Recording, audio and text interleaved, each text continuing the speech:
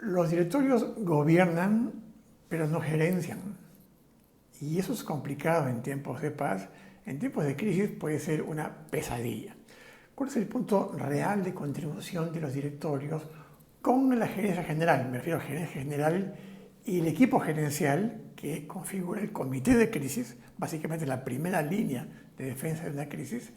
Esta interfase con el directorio va a orientar, va a reemplazar, va a confundir o traer dificultades al comité de crisis, va a atiborrarlo de preguntas y de presiones, o va a tener la calma suficiente para encontrar cuál es su punto efectivo de contribución al comité de crisis. Y permítame, de lo que he podido estudiar y ver y ser testigo, que hay 8 elementos donde el directorio, como que respirando, no puede entender cuál es su punto real de contribución. Y ojo, hablo del directorio, como también puedo hablar, digamos, a nivel corporativo respecto al nivel de la operación que está en una crisis. O sea, la interfase con el superior, vamos a llamarlo así, pero mantengo el término del directorio. La primera, proveer perspectiva. Es perfectamente natural y es perfectamente probable que el comité de crisis, siempre me refiero al comité de crisis como la gerencia general con el equipo gerencia, el equipo gerencial en modo crisis. Es perfectamente posible, natural, que el comité de crisis esté atrapado en una percepción cognitiva que los coloca a la compañía bajo ataque de grupos de interés, de enemigos. Hay que responder agresivamente, cuando es posible que la percepción de la opinión pública y el regulador y los grupos de interés y como quiera llamarse sea profundamente diferente. O sea, ampliar la perspectiva puede ser útil para que la respuesta sea más acorde con una especie de sensibilidad de la opinión pública y pueda manejarse más adecuadamente. Lo que quiero decir es que en el caso de Pura Vida, por ejemplo, en el caso de Gloria y Pura Vida, fue un cuestionamiento muy intenso sobre la calidad técnica de la leche y la posibilidad de usar la publicidad con una vaquita en la lata. Y lo que parecía ser un tema técnico, y así fue percibido por el comité gerencial, el comité de crisis de Pura Vida y de Gloria, nunca fue un tema técnico. Tenía que ver mucho más con un tema emocional. Es que la gente tiene de alguna manera atracción por ver cómo compañías grandes se involucran en problemas y cómo se les cierra el cerco, cómo se les arrincona y cómo responden estas. O sea, hay especie de disfrute. Hay una palabra alemana para eso, que es el Schadenfreude, es el disfrute de la penuria ajena. No me pregunten más, pero eso existe, ¿no? Y se ve clarísimo en el caso de Mercedes-Benz cuando inaugura su flamante modelo nuevo, el año 2002, el clase A, y se le voltea el auto a unos periodistas en unas pruebas no técnicas, y hay accidentes sin consecuencias lamentables, afortunadamente, pero la imputación de que el auto es inseguro genera una respuesta por parte de Mercedes-Benz, en el sentido de que el auto sí es seguro, una respuesta técnica muy frontal. Y el tema no era un tema técnico, era un tema de que la opinión pública estaba disfrutando ver de qué manera la famosa y emblemática Mercedes-Benz tenía que hincar la rodilla al suelo.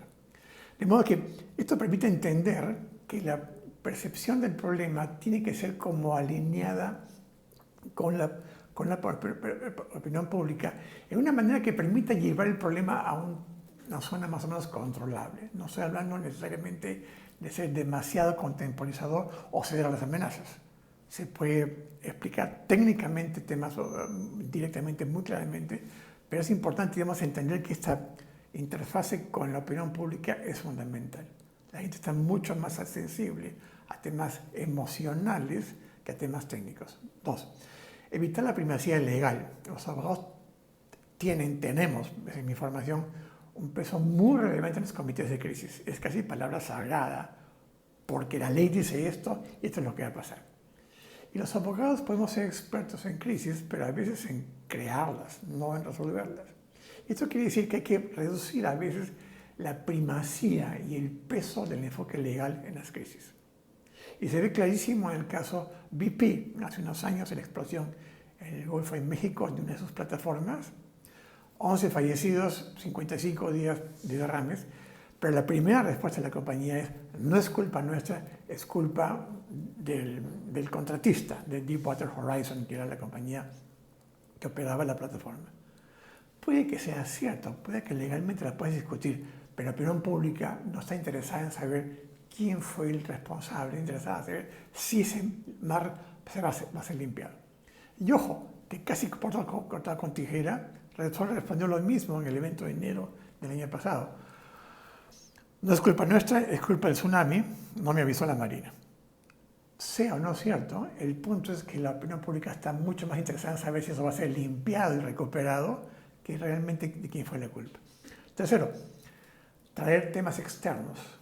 Y está un poco vinculado al primero de perspectiva, ¿no? Pero no, el tema no es solamente la relación entre la compañía y el problema que tuvo con el regulador, o con un cliente, o un inversionista, o un grupo de afectados. Va mucho más allá de eso. Y la marca de la compañía, sea cual fuera el negocio, va a permear mucho más allá de los grupos afectados directamente. Y esto quiere decir que una comprensión, digamos, ¿no?, de cómo lo percibe la opinión pública, nuevamente en línea con lo que mencionaba antes, tiene lógica. Shell, nuevamente Shell, fue arrinconada hace varios años por Greenpeace, cuando Shell intentaba dar de baja una torre de depósito petrolero en el Mar del Norte. Obtuvo todos los permisos, todas las aprobaciones para trasladar la torre, depositarla en el lecho marino y convertirla en un arrecife artificial, en vez de desguazarla y llevarla a puerto. Shell encontró acá un tema, una vulnerabilidad estratégica, no operativa, estratégica, porque entendía que Shell no podía darse esta ventaja de contaminar el mar, por más que estaba técnicamente aprobado, iba a ser un arrecife artificial, un activo natural, finalmente. Pero el punto es que cuando Greenpeace amenaza a Shell y le dice, es curioso, tú tiras tu lata gigante al mar, te dan permiso, pero cualquier ciudadano alemán o europeo tira una lata de cerveza al mar y le pone una multa. O sea, esta percepción, este tema externo de cómo la opinión pública estaba en el problema, fue lo que terminó que además se produjera un boicot de consumo de productos de Shell en Alemania y muchas represalias más. Pero en fin, temas externos. Cuarto, marcar el tono. El tono es el ropaje de la decisión, es el modo como se entrega la decisión y cómo se traduce esta, ¿no?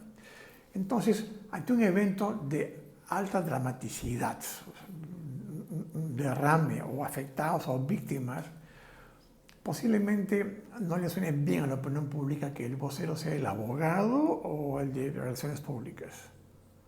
O sea, el vocero tiene que ser el CEO o eventualmente el presidente de la compañía.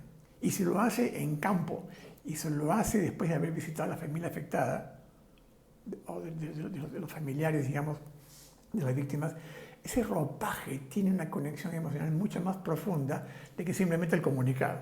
Entonces, este modo como se viste la decisión, ¿no?, tiene que ver con este tono, ¿no?, que es quién es el mensajero, cómo se transmiten los mensajes, la drasticidad, la seriedad, el rigor, el gravitas en la decisión.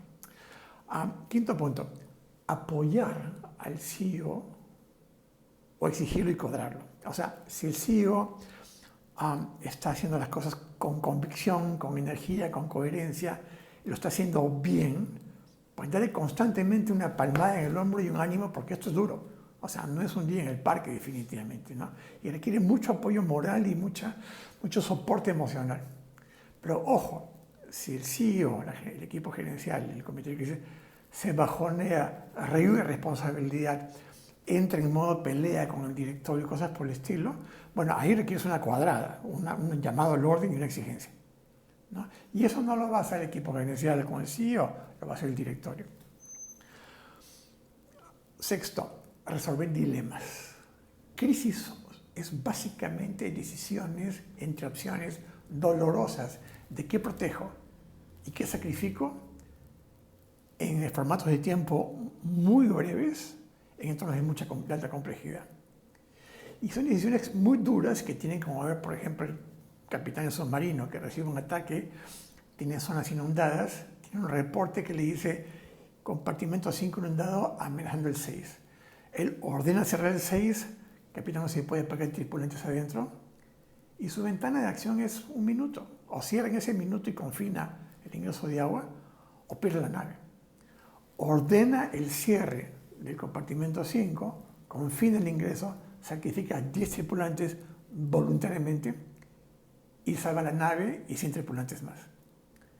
Eso quiere decir, esos dilemas durísimos los decide el comité de crisis, con el gerente general, pero requiere un aval con seguridad de la alta dirección. No en el caso submarino, me refiero al caso, por ejemplo, de Volkswagen. Volkswagen fue descubierta trocando autos que emitían óxido nitroso 40 veces por encima del estándar aceptado, y la compañía dice, ¿sabes qué? No pensemos más en el tema, digamos, ¿no? Y pagamos la multa sin discusión. O sea, el dilema en seguirse defendiendo, cosas por el estilo, técnicamente, que en fin, alguna ranura había por ahí. O frontalmente pagamos la multa y pagamos el costo, digamos, es así. Más visibles, mejor ejemplo es el caso de Tylenol. 5 personas mueren en el año 85 en Chicago, envenenadas por cianuro. Cianuro es un producto que mata a las personas y no lo venden en las bodegas. Un psicópata asesino había reemplazado cápsulas en los pomos de Tylenol, en los puntos de venta, en los supermercados y en los otros servicios. Cerrado el pomo, digamos, ¿no? Cuando acaban en el anaquel, los pobres consumidores consumieron el producto y murieron envenenados. Y la primera respuesta de la compañía fue, pues no es culpa nuestra. Pero bien pensado, no es culpa nuestra, pero nos han usado. Y el comité de crisis decidió hacer un recall masivo del producto y no vender un Tylenol más hasta que hayan chapado al causante. Ojo, perdían todo el margen del año, todas las ventas de un producto que era el producto estrella, perdían el bono de los ejecutivos seguramente, pero protegían personas. Encajar ese costo no lo hace el gerente general solo. Eso requiere un visto bueno del directorio. 2 más. Decidir el retiro o el reemplazo del CEO.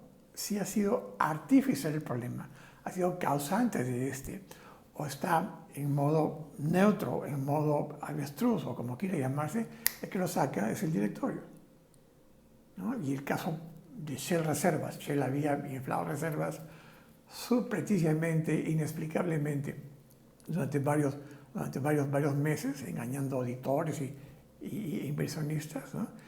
Y cuando el tema estalla, el directorio entiende que el comité de crisis, el equipo gerencial que iba a enfrentar el problema, había sido artífice del problema. Y decía, estas personas no van a tener el carácter ni la voluntad de defender el problema porque tienen mochila, tienen un problema, están involucrados personalmente en el tema. Y van a estar más interesados en protegerse ellos y sus pellejos que la compañía. De modo que salen todos en una. Último y quinto, visualizar el futuro. ¿Cómo queda el sector? Más allá de mi compañía que fue afectada o más allá de mi compañía que no estuvo en la crisis, pero está vinculada al sector. Farmacéutico, bancario, AFPs, retail, transporte, como quiera llamarse. ¿Cómo queda el sector? O sea, si estoy con un sector de energía como el de Shell, el tema de reservas tiene que ser sagrado y la contabilidad tiene que ser sagrada. Si estoy en el negocio de farmacéuticos, de medicamentos, tengo que garantizar que el producto va a ser a prueba de que sea manipulado o contaminado. Y lo que hace Johnson & Johnson es inventa la platina de seguridad, que es la que permite saber si el pomo ha sido o no adulterado, y consecuentemente, digamos, genera un cambio en toda la industria. De modo que espero que les sea útil proveer perspectiva, evitar la primacía legal, traer temas externos, marcar el tono, el gravitas de la decisión, apoyar o exigir al gerente general, resolver los dilemas, decidir el reemplazo o el retiro del gerente y finalmente visualizar el futuro. Estos casos que he mencionado, muchos los tengo narrados, relatados en mi blog, en paulremy.com, y también están con mucho más detalle, en realidad suena como publicidad, en mis 50 autopsias de crisis. Está en librerías, está en mi página web, está el contacto, está en versión impresa, en versión electrónica y en versión audiolibros para quienes saben leer pero no ejercen. Pues un saludo, gracias.